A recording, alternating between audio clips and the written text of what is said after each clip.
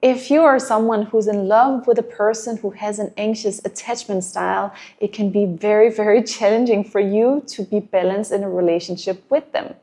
Hopefully this video can help you on how to navigate being with a person with these anxious traits and finding ways to deal with it so you end up with a healthy, happy relationship. In this video, I'm going to assume that you have a secure attachment style, because if you have a fearful avoidant or an avoidant attachment style, it will take a lot of work for you to be able to be with an anxious person. First and foremost, you need to understand what anxious attachment is. I've made a video about it. I'm going to link to it up here. You need to understand it. You need to do some research, because otherwise you're going to end up taking a lot of their behaviors personally. You're going to think that it's about you, that you're doing something wrong, that you're falling short as a partner, where it really isn't about you. It's about their own fear of rejection, abandonment, and constant need for reassurance. Someone with an anxious attachment style has a very turbulent emotional life, and they're very bad at regulating their emotions by themselves, so they rely on their partner to help them regulate their emotions. This is part of what they need to work on and what they need to heal, but I'm just telling you so you know. They rely on you to calm them down when they get very upset, to calm them down, to talk them down, to just give them a hug and reassure them and tell them that you'll never abandon them and tell them that you love them so much and validate them. That's what they need, because they don't know how to do that for themselves.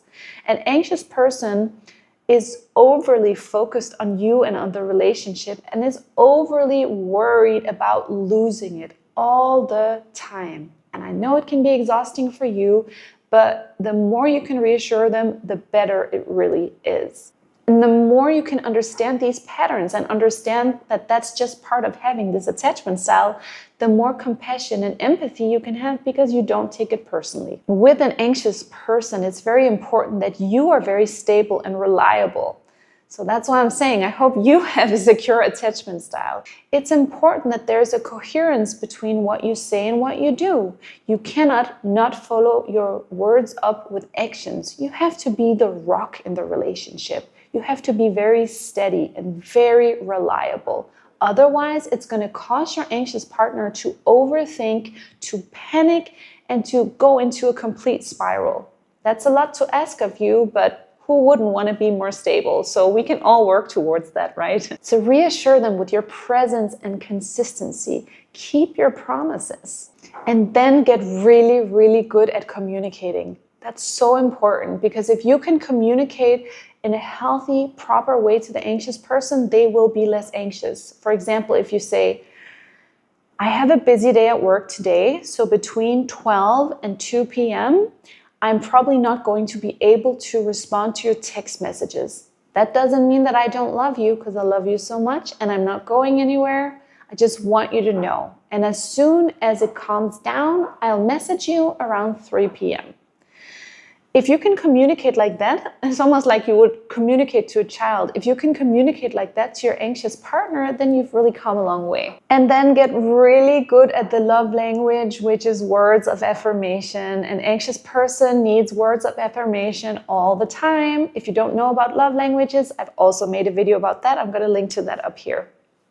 Just get really, really good at communicating. If you need to talk to a professional or a coach or a therapist to learn how to do that, then please do so. I highly recommend it. It's a good skill to have in life, in all relationships and at work. In every instance, it's good to be a good communicator and communicate clearly without misunderstanding and without your own emotions clouding your judgment or clouding what it is you want to say. Another thing that you're going to need is a lot of patience. You're going to need to be patient with them, because they are going to be annoying. And I'm saying this with love. I'm not trying to shame or make the anxious person feel bad, but it is difficult being with someone like this. It requires more from their partners than being with an ordinary, securely attached person. It really just does. So if you can be patient and try not to be too defensive when they have their emotional outbursts, That would be really, really good. Something that can be tricky in a relationship with a person who has anxious attachment is the independence aspect. You should really try and encourage healthy independence because they're not comfortable with it. And that can feel very suffocating for you long term and really drive you away eventually. So it would be good for you if you could teach them that independence is not a threat to the relationship. And slowly show them that even though you do want to have independent interests and meet up with friends independently of each other, etc., that it's not a threat. So just a lot of reassurance, because then slowly you can teach the person that just because you want to spend a couple of hours by yourself or want to do something without them doesn't mean that you're on your way out of the relationship. It actually doesn't mean anything. It's just normal and healthy. But for an anxious person, they would immediately think that you needing independence is almost the same as you rejecting them and abandoning them and leaving the relationship. So reassurance, reassurance, reassurance, and then learned experience of them seeing that after spending those hours by yourself, you come back to them and you show them even more love than you did before. Another thing, and now I'm really, all of these, it's like putting you in a teaching role. And I don't know if you want that role in a relationship, but if you're with someone like this, it would be helpful if you could. Because another thing that you can try and teach them is self-soothing techniques, mindfulness, meditation, breath work. Because they don't know how to self-soothe. So they are highly dependent on other people to soothe their emotions and to calm them down, like I mentioned before. Encourage them to have their own hobbies. Encourage them to be self-sufficient, to feel strong within themselves. That's going to allow them to let go of you a little bit. That's going to allow them to focus on themselves instead of just focusing on you, which is what often happens in these type of relationship dynamics. You also need to set boundaries for yourself. Otherwise, you're going to completely drown in this relationship and it's going to be all about them and not about you at all. And that's not fair. And that's not healthy because there are two people in this relationship and you may be more stable than they are, but still you shouldn't completely self-abandon just in order to make the relationship work. Okay, so you need to also establish some boundaries. What are you okay with? What are you not okay with?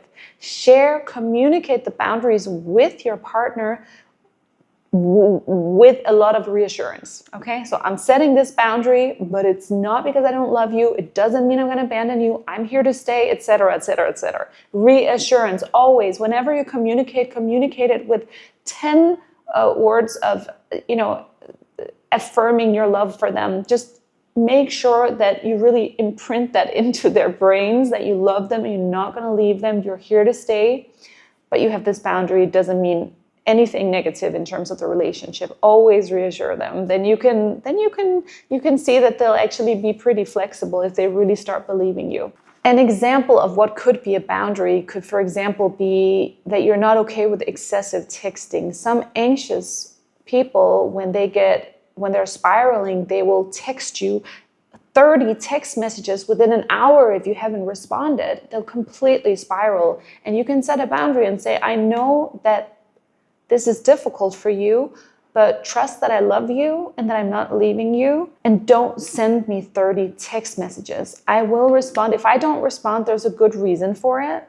And I will respond as soon as I can. You don't have to send more than 1 or 2 text messages. That's it. That could be an example of a boundary that would be a healthy boundary to have in a relationship like this. Get really good at having healthy conflict. I've made a video about that as well. You can go watch it here, because conflicts can quickly get very exaggerated with an anxious person. They will make a lot of dramatic statements. They will cry, they will scream, because their emotions are so dysregulated, right? So you have to be the person who's the calm one, the rock, who de-escalates the argument.